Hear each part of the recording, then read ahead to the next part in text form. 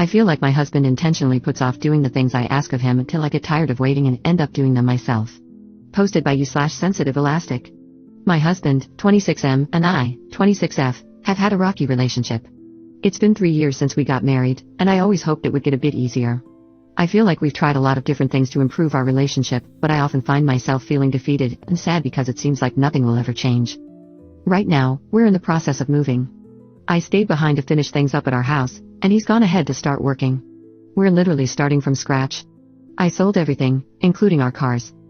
We have to have a car, so I asked him to buy a car and have it ready for us once I'm ready to move. He's met me with so many excuses, and I'm just tired. I'm finally flying to meet him next week, and there's still no car. It's been a month. He mentioned to me offhand the other day that he was planning on buying a car once I fly in, but doesn't that defeat the purpose? All I asked was for him to have one ready for when I arrived. I really don't want to go car shopping the second I get off the plane. I was excited and hopeful about the move. We talked about how things were going to change, and he seemed so motivated, but now I feel defeated again. I don't even feel angry anymore. What was I expecting? I'm not sure what advice I'm looking for. We get along pretty well when there aren't any big life decisions involved. He's a nice guy, I just don't trust him to take any responsibility in the relationship. I guess, has anyone been in a similar relationship? How did it go? When was it finally enough for you? Is there anything that can change? I'm really interested in starting couples therapy, but I'm afraid of putting effort into something that might not even work. Additional info from OP after seeing common questions. Hi, thanks for commenting, everyone has been really helpful so far. There was a time when my husband wouldn't help out with chores or bills. I was cooking, cleaning, and working full-time while he got to play games. I do think he's gotten better, but there are still a lot of times when I feel like I'm doing more. I'm trying to be patient. I know people don't change overnight, it's just hard. I think I still have some hurt feelings from that time. Looking at it now, I think I believe that if I asked him to do something more important, maybe he'd take it more seriously and be excited to contribute. I realize it's a big decision, but I've always been willing to talk about the financials and other details of the purchase. I think I would have really appreciated seeing his effort in taking over this decision. I've talked to him since posting this, and we've gone over more details about the purchase. He's actually made an appointment to start looking for cars. I'm still not 100% sure if it's purely an anxiety thing or if he's just coasting along with me, but I'm planning to organize my thoughts and talk openly about how this has made me feel once we're together. Thanks again, I've been thinking a lot about the situation. I really appreciate it. Update 3 years later. Hi Reddit.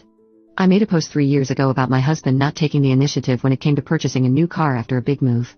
My post didn't get too much attention, but I've always enjoyed seeing updates, and a lot has changed in 3 years. So, I decided to log back in and share my own update. After making the post, my husband set up an appointment to look at cars.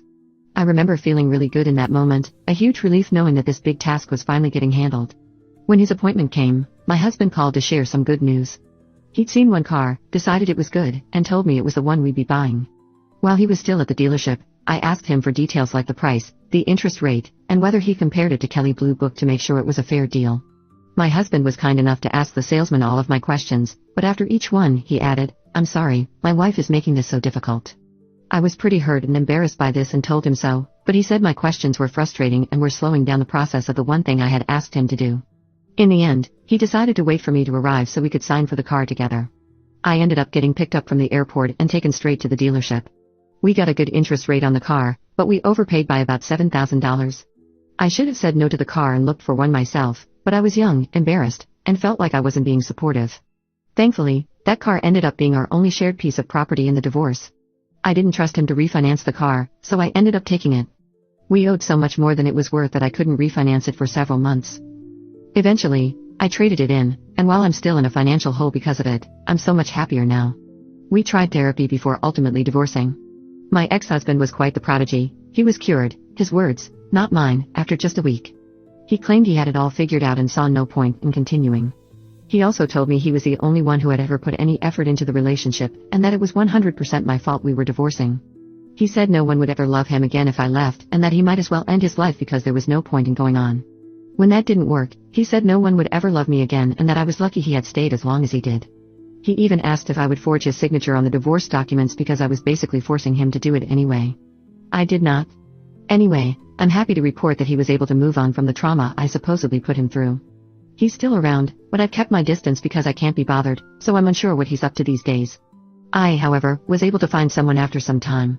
My boyfriend is so kind that it sometimes feels too good to be true.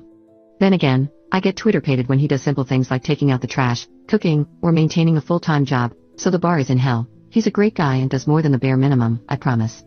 Looking back, I realize I already knew I wanted a divorce, I just wasn't ready to admit it. My ex-husband didn't love or respect me.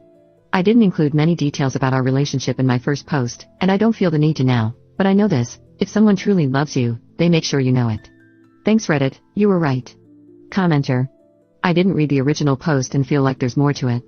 Usually, when you delegate responsibilities, you have to let someone actually do the thing they're supposed to do.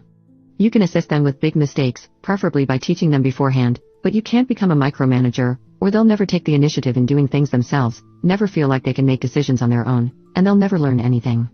Based solely on this post, I feel like the car was the wrong first responsibility to delegate if Op wasn't willing to let him handle it or accept that he might not do it as well as she would. She ultimately wanted to be in charge and work out the details herself, and her husband being there was no different from her being there, which she eventually was. At the very least, they should have mutually agreed on a price they were willing to pay, what they needed in a car, and then she should have left it at that. This was the wrong way to car shop for both of them. If there were more issues, then it sounds like divorce was the right decision. It's just a very poor example for this singular post, since you can't ask a partner to make more decisions and take more initiative on their own and then micromanage them when they try. Op should have started with something that carried less financial risk, but if the marriage was a dud anyway, it is what it is. Op's response. I didn't share many details in either post, so it's definitely just a small glimpse into our relationship. I'm not here to air all of our dirty laundry, so I guess you'll just have to trust me when I say this man did nothing, ever. I don't even think I micromanaged him. He spent more time arguing with me that I was taking too long packing our apartment than actually looking for cars. I think his exact words were, I could have done it in a weekend, and it's taken you a month. I just don't think you love me that much because you're not trying to be with me fast enough. Even with the little things, he did nothing. I asked him to take out the trash once, and it sat by the front door for an entire week before I finally decided to take it out myself. Imagine my surprise when he said he was just about to do it. Yeah, right? But maybe I could have let him learn from his mistakes more? Taught him beforehand? Believe me, I cried, begged, bargained, and eventually just gave up on this man. My mistake was definitely thinking that he would suddenly care and change his behavior. I think, in the back of my mind, I just needed that one extra instance of him not caring about anything to finally leave the relationship. It was never actually about the car.